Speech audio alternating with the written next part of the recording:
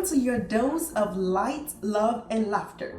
Together, we'll explore motivating and inspiring topics as we shed light, spread love, and share laughter. I'm your host, Tola Ayodeji, call me T. Welcome to L's of Life.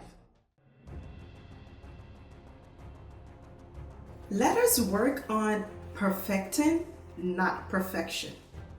Being perfect is too much work. Let's work smarter, not harder. Shifting your focus from being or becoming perfect is liberated and far more effective for noticeable improvements on your goals than chasing perfection. There will be some times that because you feel you didn't quite get to where you set out to be, you know those situations that make you want to punch the air? But maybe go make a punch instead. Or better yet, drink water. Skip all that sugar. You can do this. We can do this. We've got this.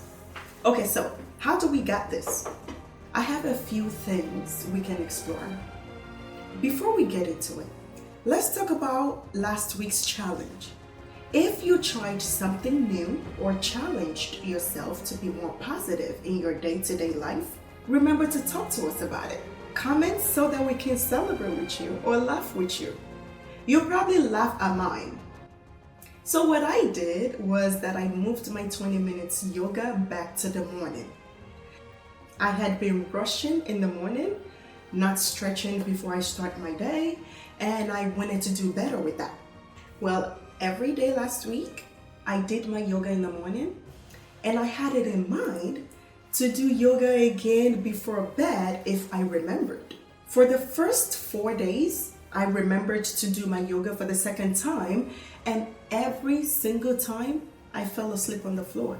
I did not complete my evening yoga. Yup, my body said, right now, we just need that sleep. You're doing too much, ma'am. This is one of the things that led to today's topic, perfecting, not perfection. For this episode, I just want to encourage you to pick one thing that you dropped because it wasn't perfect. Work on progression. Don't rush the result.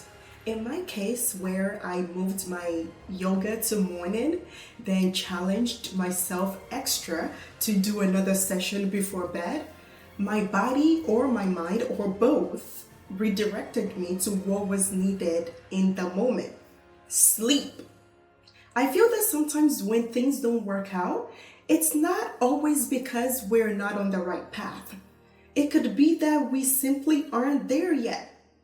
We can spend our time on driving for improvement instead of faultlessness. I should have learned my lessons though. Let me tell you something else that humbled me a while ago with trying to do too much when I could have just stuck with the small progress here and there. When the pandemic hit in 2020, over here in Texas, we went into lockdown in March. Kids came home during spring break and school said not to come back. With no end in sight for the lockdown, we would have to be patient. I have my bachelor's degree in public health. I knew, and it didn't seem like we were going out of the house anytime soon. I didn't have family in Texas at the time. It was just me, my husband, and our 2 kids. By April 2020, I decided to go for my MBA so that I would have one more thing to keep me busy while we were all stuck at home. I got accepted in May and classes started in June. I wanted to be done by the end of 2021. I organized my classes, planned them out, and I was excited to be back to school. Then I decided to also cook for people. There were essential workers that still needed to be out. I had neighbors that were interested in picking up meals from me. So I started cooking Nigerian foods on weekends. I made Nigerian jollof rice, Nigerian fried rice, egusi, efo, and so on. As if taking care of my family, my home, schoolwork, and cooking for others weren't enough, I also walked twice a day because I was on a health journey. I lost a lot of weight and got a beautiful shape out of this, by the way. Walking is great for the thighs and legs, y'all. So going for a walk twice a day got me to breathe a lot of fresh air during the lockdown, and it felt great. But it was definitely the last straw. I ended up stopping all the cooking for others because something had to give. I told myself that even though cooking was therapeutic for me during the lockdown, since the lockdown had been lifted, I didn't need the cooking therapy anymore, so I stopped. Also, because my body got used to walking twice a day, I gained some of the weight back when I reduced my walking. I had so much schoolwork.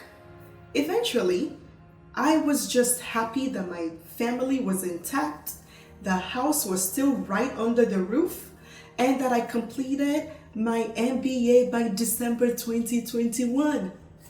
When you identify and start pursuing what you love or something that you want to do, don't be harsh on yourself. If what you're working on involves others, focus on your personal growth to distract yourselves from others' actions that could set you off. It cannot all be on you. When you have a goal that you would like to achieve, appreciating the journey of your improvement, persisting, learning, and self-compassion go a long way. They say practice makes perfect. How amazing will your results be when your goal is not perfection? When your goal is to be better, get better, do better, then you will definitely attain your goal by every little practice. If you take your time and think about it, you will find that perfection is an unreachable standard that gets in the way of progress. So instead, let's aim for excellence and continuous improvement. Okay, so I've shared my shenanigans about doing too much. I don't know what you have going on in your life, but I wish you the strength to progress and the calmness to take a minute to laugh rather than be upset about the hiccups. This week's challenge is that you think back and share your growth with us. What did you try to accomplish that was too much too soon?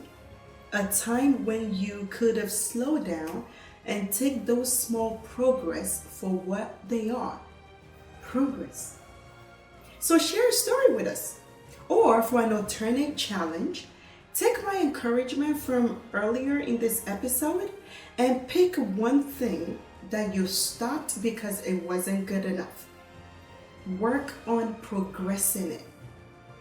Don't rush the result. Then share it with us whenever you're ready. That's it for this week's topic, perfecting, not perfection. Thank you for joining me in today's episode. I hope it has been insightful to you. Please be sure to like, share, and subscribe to the channel. Did something about today's conversation strike a chord in you? Share your thoughts by leaving a comment or review. We love hearing from you. Your support and participation helps us shine our collective light into the world. Remember, you can be a source of light, love, and laughter in someone's life today. See you next time on L's of Light, where the only L's we're catching are light, love, and laughter.